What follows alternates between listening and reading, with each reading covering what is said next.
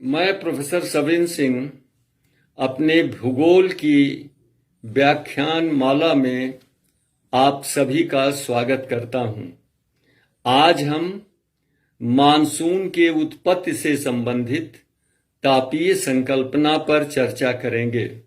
Today I'll discuss the thermal concept of origin and mechanism of monsoon. इस तापीय संकल्पना का प्रतिपादन हैले महोदय ने 1686 ईस्वी में किया था, जिसके दो मुख्य आधार बताए थे। नंबर 1, ग्लोब की विषम संरचना, अर्थात ग्लोब पर स्थल और जल का असमान वितरण। नंबर 2, महाद्वीपीय और महासागरीय भागों का मौसम के अनुसार विभिन्न दरों से गर्म होना और ठंडा होना।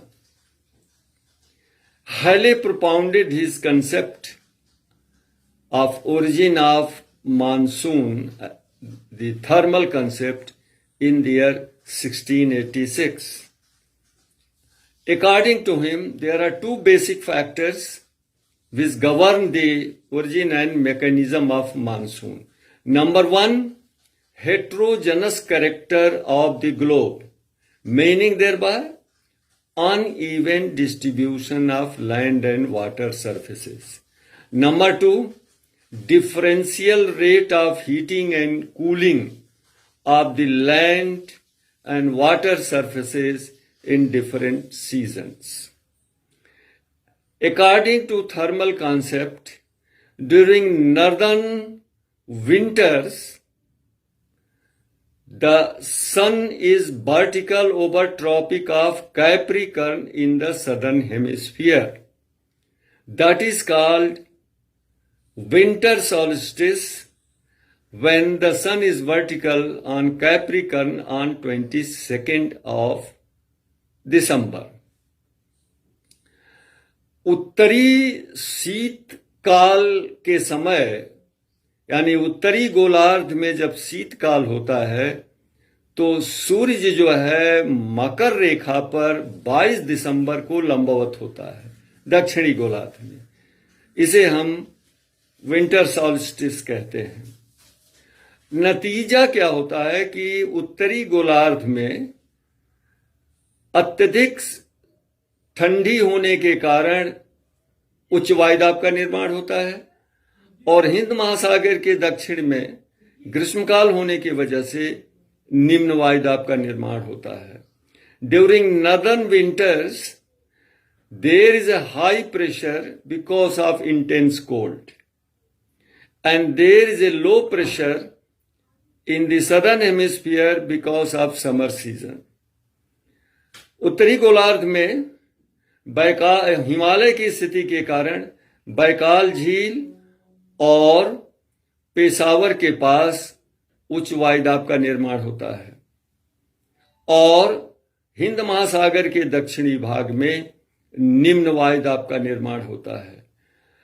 वायु संचरण के सामान्य नियमानुसार उच्च वायुदाब से निम्न वायुदाब की तरफ हवाएं चलने लगती हैं। As per rule of air circulation, winds start blowing from high pressure to low pressure areas, that is from Asiatic high pressure to Indian Ocean low pressure. ये ही हवाएं जो होती हैं वह दक्षिणी पूर्वी और दक्षिणी एशिया में जाड़े की मानसून होती हैं। These are called the winter monsoon in Indian subcontinent. They blow from northeast to southwest. इनका प्रवाह जो होता है उत्तर पूर्व से दक्षिण पश्चिम दिशा से। चूंकि ये स्थलीय भाग से आती हैं, अतः ये शुष्क होती हैं और वर्षा नहीं करती हैं। लेकिन जब कभी ये समुद्री भाग से होकर गुजर जाती हैं तो पर्याप्त वर्षा करती हैं, जैसे कि शरद काल में तमिलनाडु के पूर्वी तट पर वर्षा होती है, क्योंकि ये उत्तरी पूर्वी हवाएं जब बंगाल की खाड़ी से होकर के दक्षिण पश्चिम दिशा की तरफ जाती हैं तो नमी प्राप्त कर लेती हैं और वर्षा कर देती हैं। Since these northeasterly winter monsoon winds come from over the land, they are dry and therefore they don't yield precipitation. But whenever they come from over the oceanic surfaces, they pick up moisture and they yield precipitation. For example, the eastern coast of Tamil Nadu receives copious rainfall during winter season because the northeastern monsoon winds coming from over the Bay of Bengal pick up moisture and they yield precipitation there. उत्तरी ग्रीष्मकाल के समय स्थिति पूर्णतया बदल जाती है। The winter conditions is completely reversed during northern summer and southern winter season. सूर्य अब 21 जून को उत्तरायण स्थिति में आकर कर्क रेखा पर सीधा चमकता है और दक्षिणी गोलार्ध में शीत ऋतु हो जाती है, उत्तरी गोलार्ध में ग्रीष्म ऋतु हो जाती है। The sun becomes vertical over Tropic of Cancer on 21st June and therefore there is a summer season in the northern hemisphere and winter season in the southern hemisphere. परिणाम स्वरूप एशिया में हिमालय की स्थिति के कारण दो जगह निम्न वायुदाब बन जाता है, एक बैकाल झील के पास, दूसरा मुल्तान के पास। Consequently, two centers of low pressure are formed because of the presence of the Himalayas. One is near Lake Baikal, the other is near Multan. Conversely to the northern position, there is a reverse condition in the southern hemisphere. उत्तरी गोलार्ध के स्थिति के विपरीत दक्षिणी गोलार्ध में स्थिति पैदा होती है, अर्थात हिंद महासागर के दक्षिण में उच्च वायुदाब का निर्माण होता है। There is high pressure in the southern Indian Ocean, so low pressure centers in Asia and high pressure center in the Indian Ocean. अतः अब हवाएं जो है दक्षिण से उत्तर की तरफ चलने लगती हैं।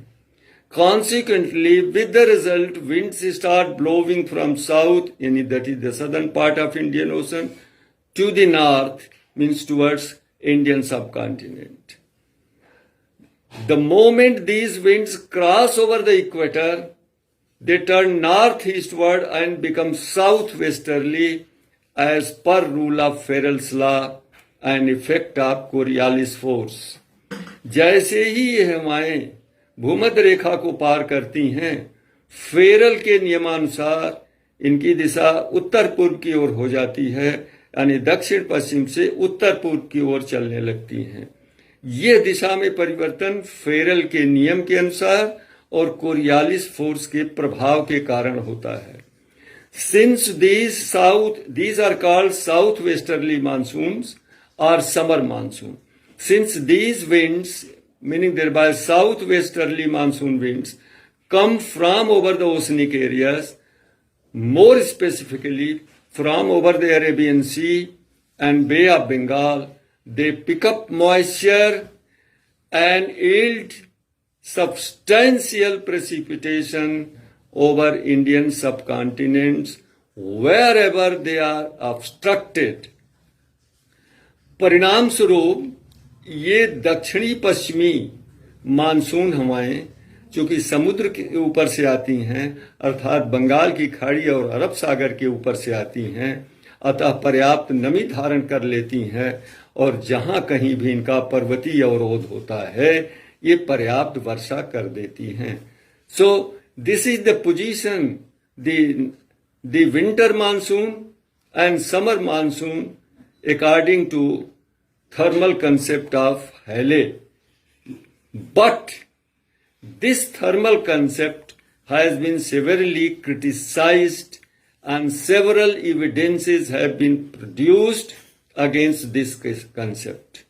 हाले के मानसून की उत्पत्ति के इस तापीय संकल्पना के विपरीत कई प्रमाण प्रस्तुत किए गए हैं और इस संकल्पना का पूर्णतया विरोध किया गया है, खंडन किया गया है और इसको अस्वीकार किया गया है।